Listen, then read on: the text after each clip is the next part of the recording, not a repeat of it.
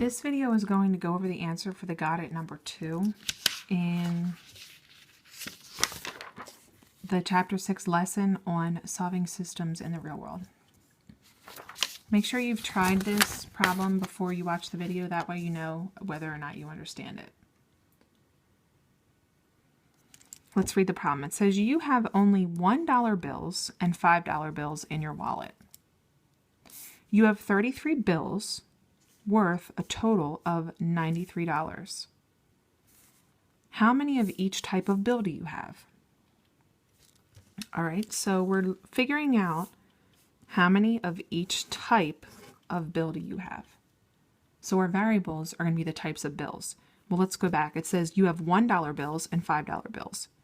So let's let X represent the number of $1 bills in your wallet.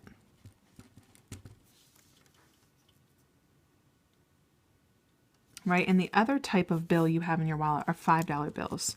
So let's let Y represent the number of $5 bills in your wallet.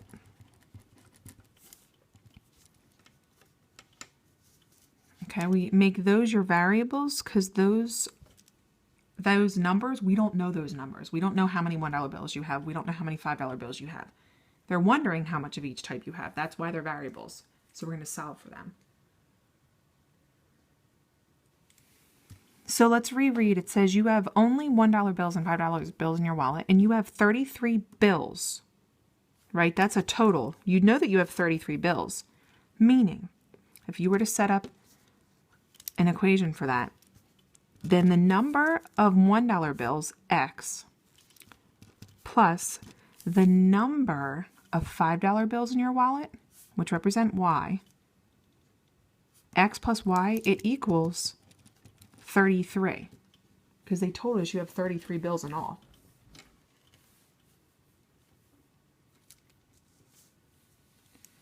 All right, and then we know that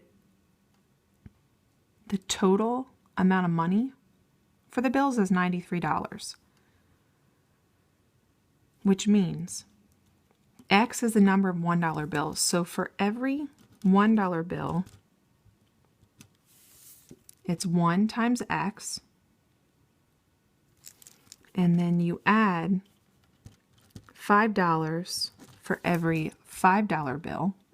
So it's 1 times X plus 5 times Y, because it's $1 for every dollar bill, plus it's $5 for every $5 bill. And we know that that total is $93.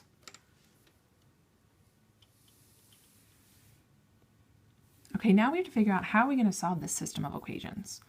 Well, first let's add numbers to the variables that don't have numbers. We know that we can add a 1 to those variables.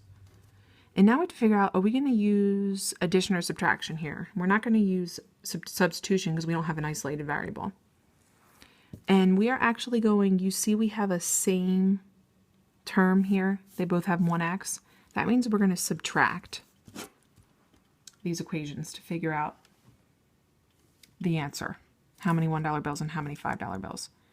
Because remember, you want to eliminate one variable so you can work with one variable at a time. So the x's cancel out if we use subtraction, which means we're dealing with the y variables first. So we have 1y minus 5y, which is negative 4y. Bring down your equal sign. And then we have 33 minus 93, okay, which is negative 60. We're going to divide by negative 4 on both sides. And you're left with y equals 15. All right, which we just figured out. Y is the number of $5 bills in your pocket. What that means is there are 15 $5 bills in your wallet.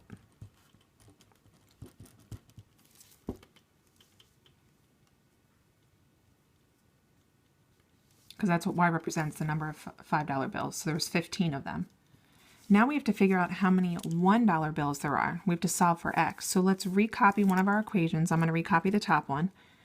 1x plus 1y equals 33. And we just figured out that y is 15. So we're going to plug in 15 for y and then solve for x. So we have 1x plus 1 times 15 equals 33.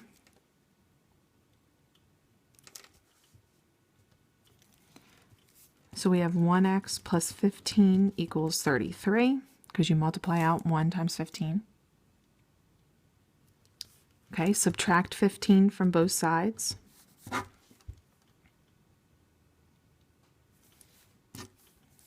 Because we want to further solve for x. So we have 1x equals, here you have to borrow, 1x equals 18. Okay, divide by 1 on both sides, and you have that x equals 18, which means, let's go back up and see what x means, the number of $1 bills. So there are 18 $1 bills in your wallet.